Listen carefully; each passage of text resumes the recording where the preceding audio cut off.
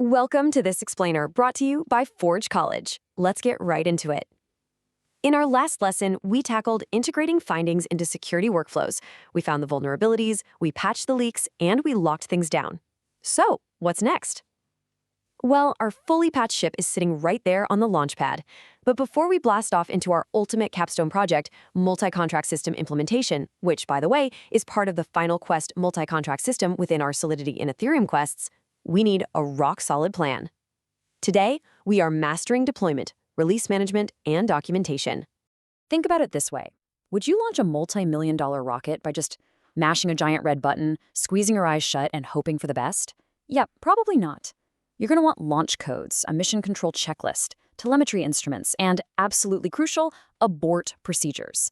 Deploying a complex multi-contract system on Ethereum is literally the exact same thing. You don't just hit deploy and pray. You need a highly structured, fully auditable release process.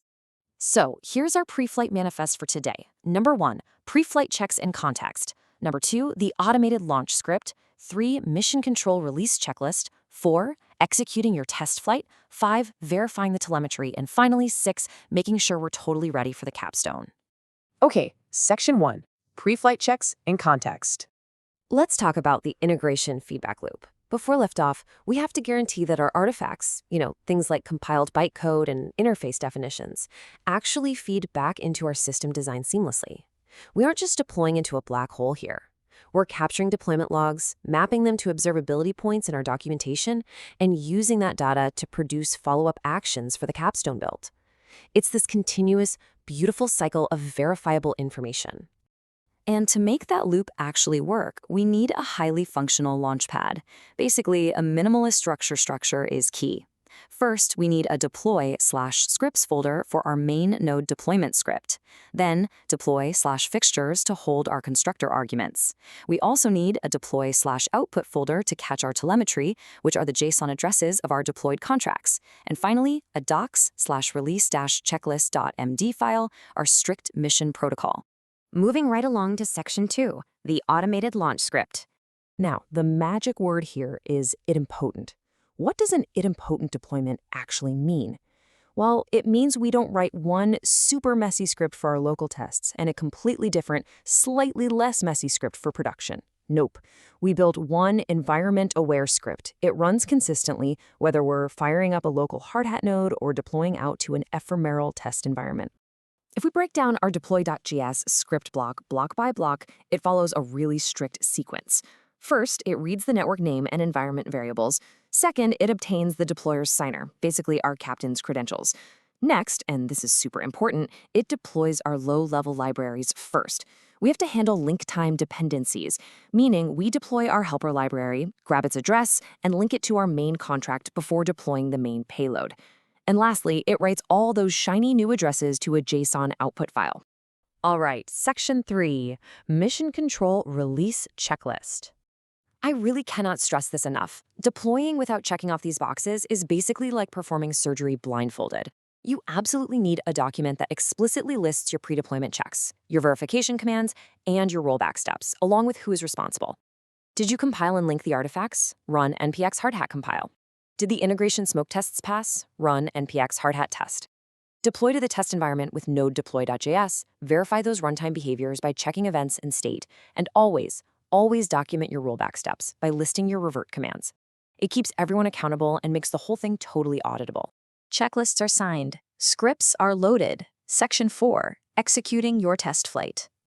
To run this test flight safely, we're going to need 2 terminals. In Terminal 1, we spin up our local blockchain with npx hardhat node. Think of this as our isolated testing chamber. Then, over in Terminal 2, we execute the actual launch sequence. Node deploy/scripts/deploy.js --network local. We pass in that network flag to tell our idempotent script exactly where to aim. So the script ran. Awesome. But hey, we're not celebrating just yet. Welcome to Section 5, verifying the telemetry. Take a look at these stark differences you might see in your JSON output file. On one hand, a failed deployment address might return a string of zeros, or it might just be completely missing. That means your launch failed on the pad. On the other hand, successful telemetry returns a beautiful 0x prefixed 40 hex character string. That right there is the exact coordinate of your smart contract in the vastness of the blockchain. But an address alone isn't enough, right? We need to verify specific runtime behaviors. What does a good deployment actually look like? Well, it looks like your script exiting with code 0. It means your JSON file contains both the deployer and the contract keys.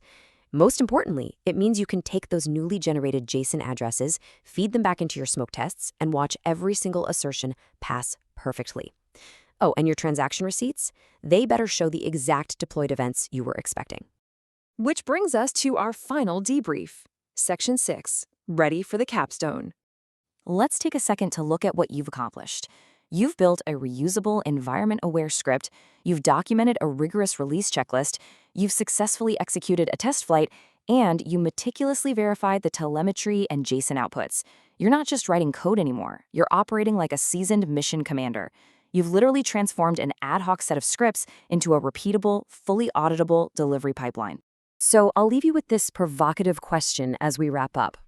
Are your launch artifacts truly auditable, reusable, and ready for continuous integration? Because if they are, you are perfectly positioned to crush the final capstone build. Thank you so much for joining me for this explainer brought to you by Forge College. To dive deeper into this subject and explore more incredible Web3 topics, be sure to visit forge.college. Keep building, keep testing, and I'll see you on the launchpad.